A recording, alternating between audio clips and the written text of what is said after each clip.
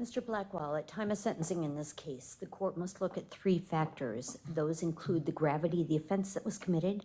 I have to look at your character and rehabilitative needs, as well as the protection of the community. Mr. Blackwell, you have been charged with and convicted of first-degree reckless injury, use of a dangerous weapon as a hate crime.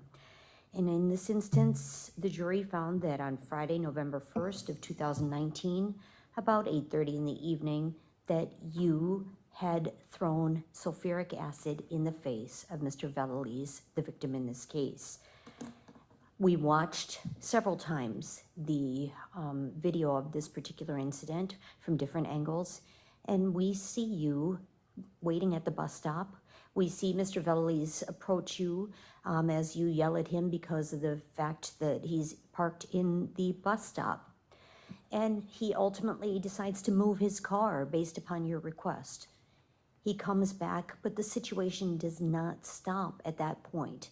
There still is an encounter between the two of you, an encounter where you say that you are acting in self-defense, but where the jury found that that did not happen. Rather, when you are at this bus stop, you throw vile words at Mr. Vallelise. America is a melting pot in my estimation, sir, and Mr. Vallelise did everything right. He came to this country, he became a citizen, he worked hard, he started a life, and he had 2 sons that he has here in this country. He's done everything by the book. Yet you, on the day in question, you stereotyped him. You stereotyped him because of his race, his ancestry, and you stereotyped him because of his national origin. But you really didn't know Mr. Vallelise. While he's Hispanic by virtue of his background, he is a citizen of the United States just as much as you are. In fact, in some regards, he worked really hard to attain that because he wasn't born here, he was born in Peru.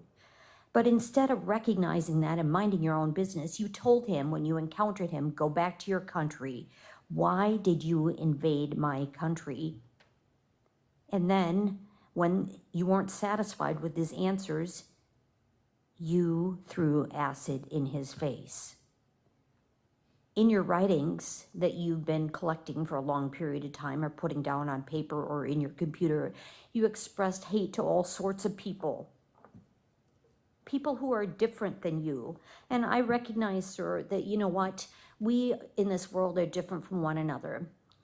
That might be based upon race, that might be based upon hair color, it might be based upon eye color, weight, any variety of factors. But when we let those differences cloud our judgment, that's bias or prejudice or discrimination. And in this instance, it is hate. And what's worse yet is that not only did you have those writings, but in this instance with Mr. Vallelise back in 2019, you acted on your hate. You threw acid in the face of this man.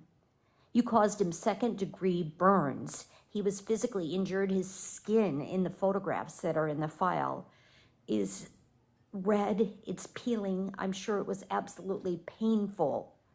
And not just for a couple of days, for months. You also caused him to have injury to his eye. He said at the time of trial that in fact his vision is still not back to normal. But more so than anything, you caused him emotional distress that I think is never going to heal. What you did was cause this man who belongs here to feel like he's not worthy, and that's diabolical. You know, I understand, sir, that you cannot have a firearm, and I also understand that people walk around in our community open carrying, or they may have a license to carry concealed weapons. But I really, really don't understand a person walking around, standing at a bus stop, getting so upset that they engage in such vile or contemptuous behavior. What you did here was hateful, sir. The jury found that. And I say to you, sir, that hate hath no place here. Now, The jury heard this whole case, as I did. You testified. You exercised your constitutional right, and that is to be absolutely honored.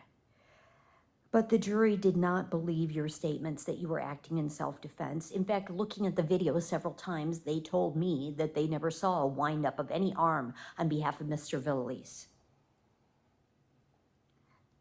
The jury questioned why you would throw acid at this man with utter disregard for human life. And finally, the jury found that your beliefs or perceptions regarding the race, national origin, or ancestry of Mr. Villales were hateful. You had the sulfuric acid in your hand, I note, on both instances when you had contact with Mr. Villales. You could have simply walked away from the situation, but you didn't. You had the opportunity to make sure that there was no contact with the victim in this case. You didn't do that. You weren't provoked. You threw the acid in his face. And I think almost worse than all of this is that, in the end, instead of staying there to render aid, instead of staying there and calling to other people to say, hey, you know what, I've hurt this man, I've injured him, he has acid on his face, we need to get him help. You took off. You walked away and you left to a bus station down the street.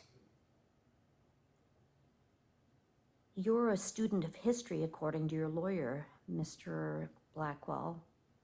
And I say to you, sir, that history should not repeat itself in this instance.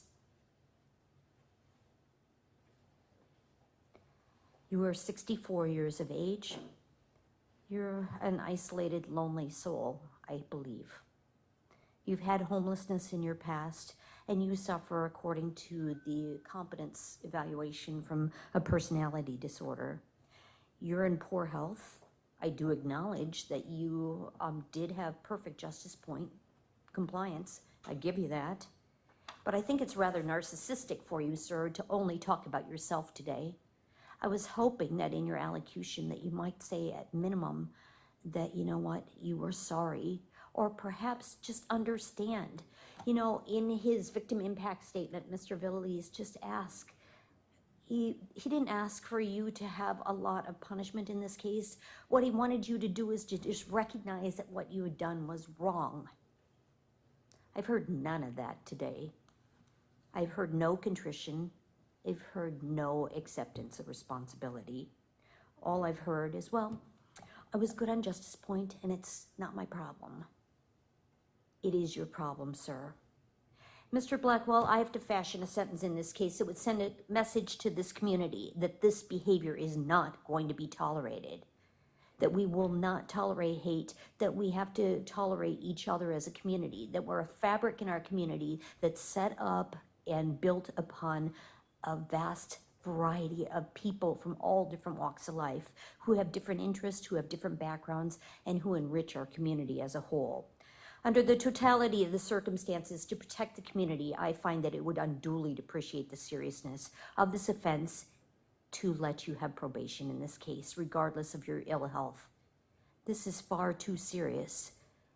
You don't tolerate other people. That's demonstrated by your 2006 conviction in Rusk County for false imprisonment and pointing a firearm at another human being.